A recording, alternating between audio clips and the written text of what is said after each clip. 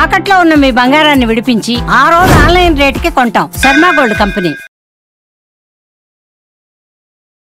అందరికీ నమస్కారం. నా పేరు మాధురి. మీరు చూస్తుంది సుమన్ టీవీ నెట్వర్క్.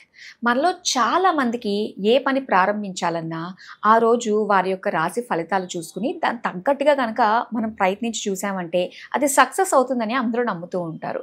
అయితే విశ్వావసునామ సంవత్సరం తర్వాత చైత్రమాసం, మరి చైత్రమాసంలో ఎలా ఉండబోతుంది అనే దానికంటే ప్రతి ఒక్కరికి అర్థమయ్యేటట్టుగా ఇలాగా మాస ఫలితాలు అందరికీ అర్థమవుతాయి కాబట్టి ఇంగ్లీష్ మాస ఫలితాల ప్రకారంగా అంటే ఏప్రిల్ మాసంలో ప్రతి ఒక్క రాశి వారికి అంటే 12 రాశుల వారికి ఎలా ఉండబోతుంది, ఎలాంటి జాగ్రత్తలు తీసుకోవాలి, ఎలాంటి పరిహారాలు చేసుకోవాలి అన్న విషయాలు మనకి తెలియజేయడానికి మనతో పాటు ఉన్నారు ప్రముఖ జ్యోతిష్య పండితులు గురుస్వామి రాజన్ నంబూద్రి గారు. నమస్కారం గురుగారు. నమస్కారం అమ్మా.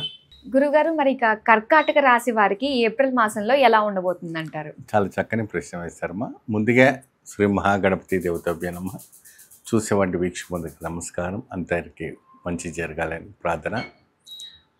ఈ యొక్క చైత్రమాసంలో చాలా వరకు కూడా కర్కాటక రాశి వారికి ఇలా జరిగిందే, ఇలా అయింది అనేసి ఒక టెన్షన్స్ రావటం అనేది జరుగుతుంది.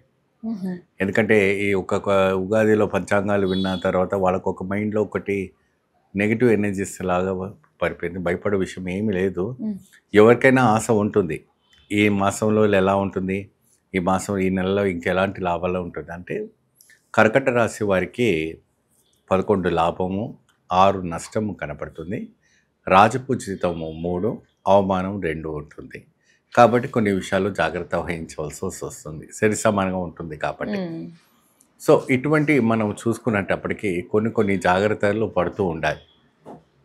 ఈ యొక్క షష్ఠకూటమి ప్రభావం పడటం వల్ల వాళ్ళకి ఉన్నవంటి ఎఫెక్షన్స్ చాలా వరకు వాళ్ళ మీద రేసెస్, ఈ యొక్క బ్యాడ్ రేసెస్ అంటే ఎటువంటి రాహు, కేతు, మరి కుజుడు ఏమండి, మరి శుక్రుడు వంటి కొన్ని ప్రభావం గ్రహాల యొక్క రేసెస్ అనేది ఈ యొక్క కర్కట రాశి మీద పడడానికి అవకాశాలు కనపడుతూ ఉంటుంది.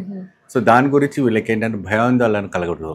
అంటే ఏం జరుగుతుందో, ఈ 3 నెలలు ఏం జరుగుతుందో, ఏది దైవానికి శివునికి మించింది ఏం జరగదు. శివుడు తలుచుకుంటే ఏదైనా క్షణంలో మాయం చేస్తాడు కదండి. దానికంటూ ప్రత్యేకంగా ప్రతి సోమవారం రోజు కర్కట రాశి వాళ్ళు ప్రత్యేకమైనటువంటి శివాలయానికి వెళ్ళేసి శివునికి ముందు ఉన్నవంటి నంది ఉంటుంది కదమ్మా, ఆ నందికి చిదంబరేశ్వర రహస్య తంత్రం చదవాలి. చిదంబరేశ్వర రహస్య తంత్రము అనేది మనకు గూగుల్లో దొరుకుతుంది, యూట్యూబ్లో దొరుకుతుంది.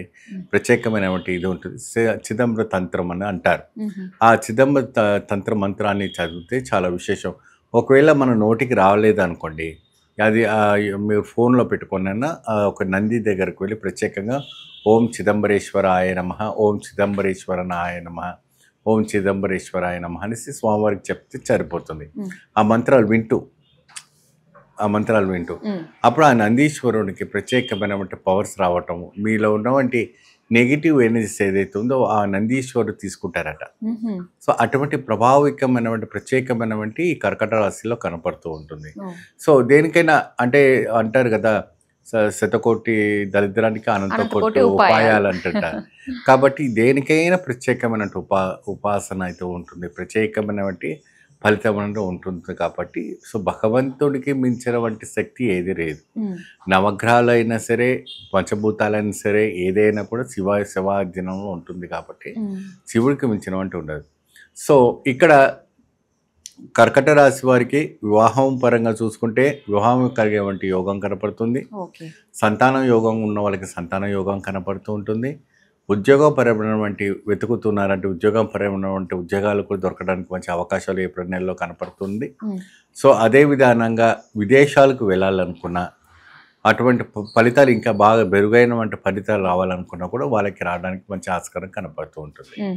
సో ఇలాంటి విశ్వం ప్రయత్నం చేయాలి. అంటే వాళ్ళు బాధపడకూడదు, నేను ఇలా ట్రై చేస్తున్నాను కదా, నాకు అన్ని రిజెక్ట్ అవుతున్నాయి కదా అనేసి ఒక ఫీలింగ్స్ మాత్రం వాళ్ళకి రాకూడదు. కానీ ట్రై చేస్తూ ఉండాలి. ట్రై చేస్తే తప్పకుండా ఆ విజేతం అనేది కంపల్సరీ రావటం అనేది జరుగుతుంది. అలాగే గురుగారు, మీరు సోమవారాలు ఇలాగ చిదంబర తంత్రం అని చెప్పేసి చదవాలన్నారు. అవునండి. ఎన్ని వారాలు చేయాలంటారు? ఇది 6 మాసం అంటే 6 week 6 weeks 6 weeks. Okay. 6 weeks కంపల్సరీగా స్వామివారికి ఒక ప్రదోష కాలం ఈవినింగ్ 5 to 6 ఉంటుంది కదమ్మా. అంద సమయంలో చేస్తే చాలా మంచి ఫలితం లభిస్తుంది. దాన్ని ప్రదోష కాలం అంటారు.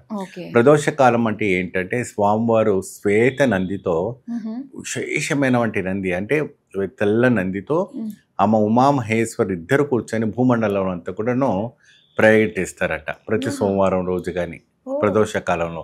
అందుకే ఆ సమయంలో విశేషమైనటువంటి ఇప్పుడు తిరువణామలలో కావచ్చు, అన్నమలలో కావచ్చు, ఎక్కడైతే శైవ క్షేత్రాలు ఉన్నో అక్కడంతా కూడాను ఆ సమయంలో విశేషమైనటువంటి స్వామివారికి నంది అభిషేకాలు చేస్తూ ఉంటారు.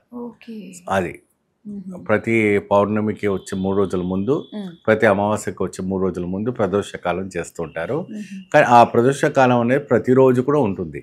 సోమవారం నాడు చేయటం వల్ల ఏంటంటే మనకి విశేషమైనటువంటి ఫలితాలు రావడం కోసం చేయటం జరుగుతుంది.